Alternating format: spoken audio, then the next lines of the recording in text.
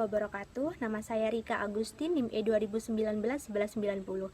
Saya dari program studi Perbankan Syariah 4, Fakultas Ekonomi dan Bisnis Islam. Jadi di sini saya akan mereview 5 materi dari mata kuliah Ekonomi Makro Islam sebagai tugas ujian akhir semester genap dari Bapak Dr. Abdul Wadud Nafis, LCMI. Baik, memasuki materi yang pertama yaitu mengenai pendapatan nasional. Pendapatan nasional adalah salah satu indikator untuk dapat mengukur perkembangan tingkat pembangunan dan kesejahteraan pada suatu negara dari waktu ke waktu. Pendapatan nasional dapat diartikan sebagai hasil produksi nasional, yang berarti nilai hasil produksi yang dihasilkan oleh seluruh anggota masyarakat suatu negara dalam waktu tertentu, biasanya 1 tahun. Nah, menghitung pendapatan nasional ini adalah hal yang penting karena memiliki banyak manfaat. Yang pertama, mengetahui tingkat kemakmuran suatu negara. Yang kedua, mengevaluasi kinerja perekonomian dalam skala tertentu.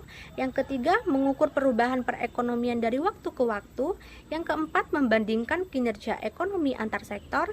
Yang kelima, sebagai indikator kualitas hidup suatu negara. Yang keenam, sebagai indikator perbandingan kinerja ekonomi antar negara, dan masih banyak lagi manfaat yang lainnya. Pada dasarnya, pendapatan nasional dibagi menjadi 6 kategori. Yang pertama, produk domestik bruto atau GDP. Nah, produk domestik bruto atau gross domestic product merupakan jumlah produk berupa barang dan jasa yang dihasilkan oleh unit-unit produksi di dalam batas wilayah suatu negara atau domestik selama 1 tahun. GDP sama dengan pendapatan masyarakat dalam negeri ditambah pendapatan asing dalam negeri. Itu adalah perhitungan GDP ini. Termasuk juga barang atau jasa yang dihasilkan oleh perusahaan maupun instansi asing yang terkait. Contohnya seperti perusahaan X dari Jepang yang mempunyai cabang di Indonesia. Hasil berupa barang dan jasa tersebut termasuk ke dalam GDP.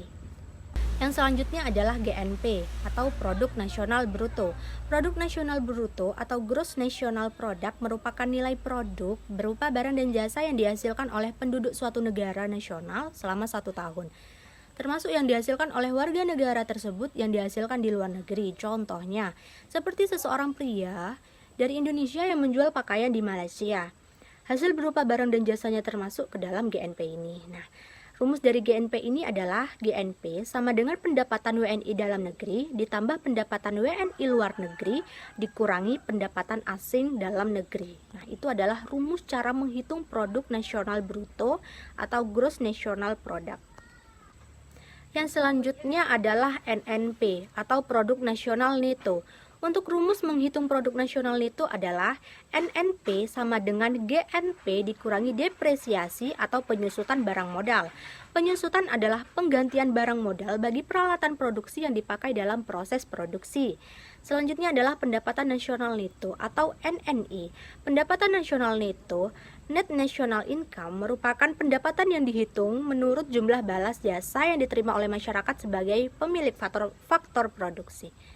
Nah, rumusnya adalah NNI sama dengan NNP dikurangi pajak tidak langsung. Pajak tidak langsung adalah pajak yang bebannya dapat dialihkan kepada pihak lain seperti pajak hadiah, pajak penjualan, dan lain-lain. Selanjutnya adalah PI atau pajak perseorangan. Pendapatan perseorangan atau personal income adalah jumlah pendapatan yang diterima oleh setiap orang dalam masyarakat, termasuk pendapatan yang diperoleh tanpa melakukan kegiatan apapun, misalnya gaji seorang pegawai negeri, maupun pendapatan pengusaha yang didapatkan secara berantai. Nah, rumus dari PI ini adalah PI sama dengan NNI dikurangi pajak perusahaan, dikurangi iuran, dan dikurangi laba ditahan, ditambah transfer payment. Nah, transfer payment ini adalah penerimaan-penerimaan yang bukan merupakan balas jasa produksi, melainkan diambil sebagian dari pendapatan nasional tahun lalu, seperti pembayaran dana pensiunan, tunjangan pengangguran, dan sebagainya. Dan yang terakhir adalah pendapatan yang siap dibelanjakan. Nah, ini disebut juga dengan disposable income, yaitu pendapatan yang siap untuk dimanfaatkan guna membeli barang dan jasa konsumsi, dan selebihnya menjadi tabungan yang disalurkan menjadi investasi. Nah, dapat diambil rumus DI sama dengan PI dikurangi pajak langsung. Pajak langsung adalah pajak yang bebannya tidak dapat dialihkan kepada pihak lain, seperti pajak pendapatan. Baik, materi yang selanjutnya adalah kebijakan moneter dalam perspektif ekonomi Islam. Nah, kebijakan moneter adalah seperangkat kebijakan ekonomi yang dibuat untuk mengatur ukuran serta tingkat pertumbuhan pasokan uang di dalam perekonomian negara. Nah, jenis-jenis kebijakan moneter, yang pertama kebijakan ekspansif, yang kedua kebijakan kontraktif. Nah, kebijakan ekspansif ini merupakan kebijakan yang diambil untuk jumlah uang yang beredar, sedangkan kebijakan kontraktif adalah kebijakan untuk mengurangi jumlah uang yang beredar. Selanjutnya adalah instrumen kebijakan moneter. Yang pertama, kebijakan operasi pasar terbuka. Yang kedua, kebijakan diskonto. Yang ketiga, kebijakan suku kas. Yang keempat, kebijakan kredit ketat. Yang kelima, kebijakan dorongan moral. Yang keenam, penyesuaian tingkat suku bunga. Kemudian tujuan kebijakan moneter ini adalah yang pertama, mengedarkan mata uang sebagai alat pertukaran dalam perekonomian. Yang kedua, menjaga kestabilan harga. Yang ketiga, menjaga kestabilan ekonomi. Yang keempat, meningkatkan kesempatan kerja. Yang kelima, memperbaiki neraca perdagangan kerja masyarakat. Yang keenam, distribusi likuiditas yang optimal. Yang ketujuh, mempertahankan keseimbangan antara LS dan LM.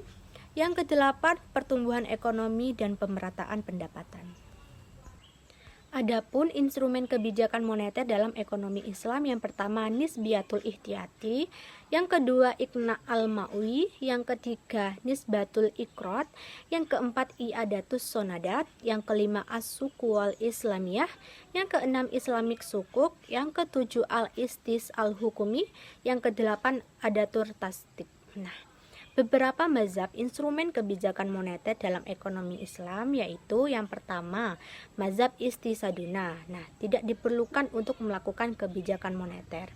Yang kedua adalah mazhab mainstream. Nah, ini memaksimalisasi alokasi sumber daya untuk kegiatan produktif, melarang praktek penumpukan uang.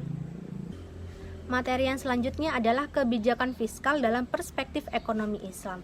Nah, jadi kebijakan fiskal adalah langkah-langkah pemerintah untuk membuat perubahan-perubahan dalam sistem pajak atau dalam perbelanjaan dengan maksud untuk mengatasi masalah-masalah ekonomi yang dihadapi. Nah, kebijakan fiskal ini meliputi langkah-langkah pemerintah membuat perubahan dalam bidang perpajakan dan pengeluaran pemerintah dengan maksud untuk mempengaruhi pengeluaran agregat keseluruhan dalam perekonomian. Komponen kebijakan fiskal dalam Islam, kita kenal adanya konsep zakat, infak, sedekah, wakaf, dan lain-lain. Zakat merupakan kewajiban untuk mengeluarkan sebagian pendapatan atau harta seseorang yang telah ditetapkan dalam syariah Islam. Sementara infak, sedekah, wakaf merupakan pengeluaran sukarela yang juga sangat dianjurkan dalam Islam. Zakat dalam hal pengelolaan keuangan publik, dunia Islam telah kehilangan minimal dua hal, yaitu menghilangkan spirit religiositas dan kehilangan mekanisme teknik yang bermanfaat. Jika melihat praktek kebijakan fiskal yang pernah diterapkan oleh Rasulullah, maka kebijakan fiskal dalam ekonomi Islam dapat dibagi menjadi tiga hal. Yang pertama, kebijakan pemasukan dari kaum muslimin, yaitu zakat. Nah, zakat ini salah satu dari dasar ketetapan Islam yang menjadi sumber utama pendapatan di dalam suatu pemerintahan Islam. Yang kedua adalah yusr, yaitu bea impor yang dikenakan kepada semua pedagang di mana pembayarannya hanya sekali dalam 1 tahun dan hanya berlaku terhadap barang yang nilainya lebih dari 200 dirham. Yang ketiga adalah wakaf. Wakaf adalah harta benda yang didedikasikan kepada umat Islam yang disebabkan karena Allah Subhanahu wa taala dan pendapatannya akan didepositokan di Baitul Mal. Yang keempat adalah amwal fadlah, berasal dari harta benda kaum muslimin yang meninggal tanpa ahli waris atau berasal dari barang-barang seorang muslim yang meninggalkan negerinya. Dan yang kelima adalah nawaib, yaitu pajak yang jumlahnya cukup besar yang dibebankan kepada kaum muslimin yang kaya dalam rangka menutupi pengeluaran negara selama masa darurat, dan ini pernah terjadi pada masa perang Tabuk. Yang keenam adalah kumus. Kumus adalah harta karun atau temuan. Kumus sudah berlaku pada periode sebelum Islam. Dan yang terakhir adalah kafarat. Kafarat adalah denda atas kesalahan yang dilakukan seorang muslim pada acara keagamaan seperti berburu di musim haji. Kemudian adalah kebijakan pemasukan dari kaum non-muslim, yaitu yang pertama adalah jizyah atau pajak kekayaan. Adalah pajak yang dibayarkan oleh orang non-muslim, khususnya ahli kitab, sebagai jaminan perlindungan jiwa, properti, ibadah, bebas dari nilai-nilai dan tidak wajib militer. Yang kedua adalah horoj atau tribut soil atau pajak upeti atas tanah. Adalah pajak tanah yang dipungut dari kaum non-muslim ketika Khaybar ditaklukkan. Yang ketiga adalah yus, adalah biaya impor yang dikenakan kepada semua pedagang, dibayar hanya sekali dalam setahun dan hanya berlaku terhadap barang yang nilainya lebih dari 200 dirham. Kebijakan fiskal dalam Islam bertujuan untuk menciptakan masyarakat yang didasarkan pada keseimbangan distribusi kekayaan dengan menempatkan nilai-nilai material dan spiritual secara seimbang. Kebijakan fiskal lebih banyak peranannya dalam ekonomi Islam dibanding dengan ekonomi konvensional. Selanjutnya adalah peran dan fungsi bank sentral. Bank sentral merupakan lembaga yang memiliki peran penting dalam perekonomian suatu bangsa, terutama di bidang moneter, keuangan, dan perbankan. Sehingga oleh karena itu, bank sentral menjalankan tugasnya berdasarkan garis-garis pokok kebijaksanaan yang ditetapkan oleh pemerintah. Bank sentral dibentuk dengan tujuan sosial ekonomi tertentu yang menyangkut kepentingan nasional atau kesejahteraan umum, seperti stabilitas harga dan perkembangan ekonomi.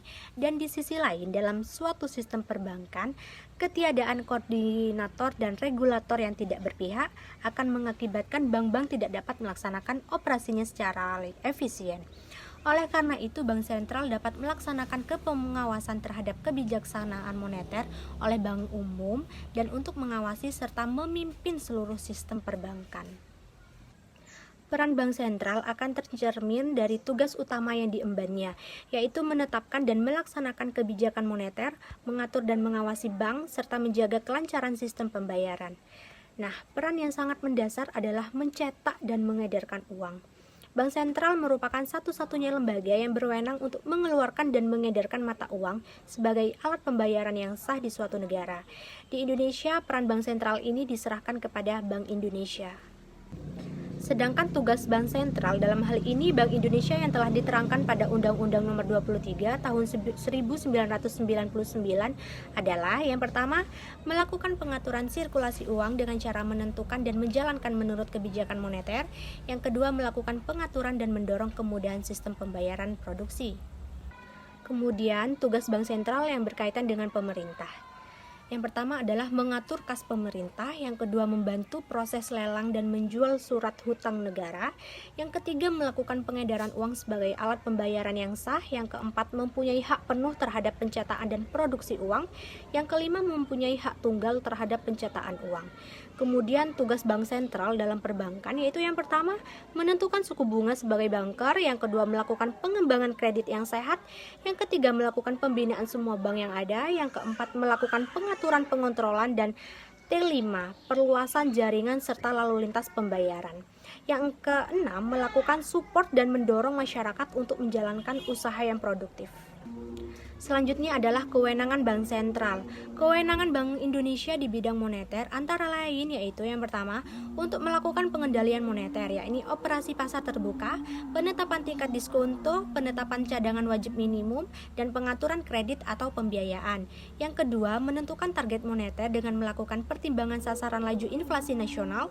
Yang ketiga, melakukan pengontrolan kebijakan yang berhubungan dengan keuangan. Nah, itu adalah kewenangan Bank Indonesia. Kemudian kebijakan keuangan yang dimaksud yaitu penerapan kebijakan diskonto, penerapan cadangan wajib minimum, dan pengontrolan pembiayaan dan kredit. Selanjutnya adalah tugas dan wewenang OJK. Secara historis, ide untuk membentuk lembaga khusus untuk melakukan pengawasan perbankan telah dimunculkan semenjak diundangkannya Undang-Undang Nomor 23 Tahun 1999 tentang Bank Indonesia. Dalam undang-undang tersebut dijelaskan bahwa tugas pengawasan terhadap bank akan dilakukan oleh lembaga pengawasan sektor jasa keuangan yang independen dan dibentuk dengan undang-undang. Akan tetapi dalam prosesnya sampai dengan tahun 2010, perintah untuk pembentukan lembaga pengawasan ini yang kemudian dikenal dengan Otoritas Jasa Keuangan atau OJK masih belum terrealisasi. OJK merupakan sebuah lembaga negara yang memiliki fungsi dan tugas dalam penyelenggaraan sistem pengaturan dan pengawasan terhadap industri jasa keuangan secara integrasi. Menurut Undang-Undang Nomor 21 Tahun 2011 Bab 1 Pasal 1 Ayat 1, yang dimaksud dengan OJK adalah lembaga yang independen dan bebas dari campur tangan pihak lain, yang mempunyai fungsi, tugas, dan wewenang pengaturan, pengawasan, pemeriksaan, dan penyidikan. Yang ada dalam pengawasan OJK yaitu yang pertama adalah perbankan, pasar modal, asuransi, dana pensiun, lembaga pembayaran, dan jenis lembaga keuangan lainnya. Adapun tujuan utama pendirian OJK adalah yang pertama, meningkatkan dan memelihara kepercayaan publik di bidang jasa keuangan. Kedua, menegakkan peraturan perundang-undangan di bidang jasa keuangan. Ketiga, meningkatkan pemahaman publik mengenai bidang jasa keuangan. Dan yang keempat, melindungi kepentingan konsumen jasa keuangan. Otoritas Jasa Keuangan atau OJK dibentuk dengan tujuan agar keseluruhan kegiatan di dalam sektor jasa keuangan terselenggara secara teratur, adil, transparan, dan akuntabel. Yang kedua, mampu mewujudkan sistem keuangan yang tumbuh secara berkelanjutan dan stabil, dan mampu melindungi kepentingan konsumen dan masyarakat. Adapun tujuan OJK adalah yang pertama, mengatur dan mengawasi jasa keuangan baik di sektor perbankan maupun non-perbankan.